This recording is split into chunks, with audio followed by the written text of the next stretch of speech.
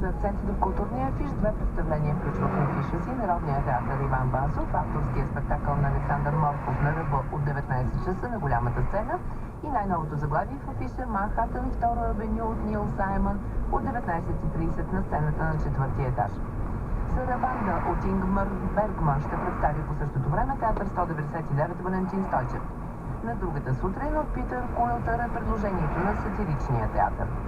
Интерактивният спектакъл на Пламен Марков Нощта на 16 януари можете да гледате от 19 часа в театър София. На 9 юни музикалният театър ви кани на Огледало на времето на балет Арабеск и 451 градуса по Фаренхайт на танцовата програма на Американския колеж София. Началото е 19 часа. Едно съобщение от Националното радио.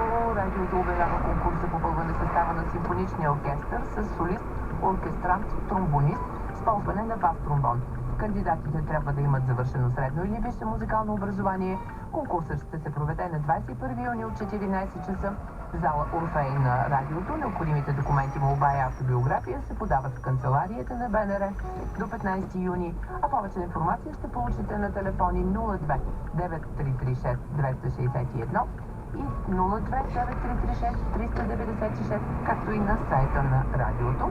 Добавям сега още една любопитна информация от музикалните ни редактори. Американската формация Postmodern Jukebox идва за пръв път у нас за цели два концерта. Днес в София от 20 часа в зала 3 на НДК и утре на 1 юни в Пловдив. Концертът там промени местоположението си и ще бъде в концертната зала на площад Централен. Групата изпълнява нови аранжименти на добре познати парчета и затова се приема като мост между най-големите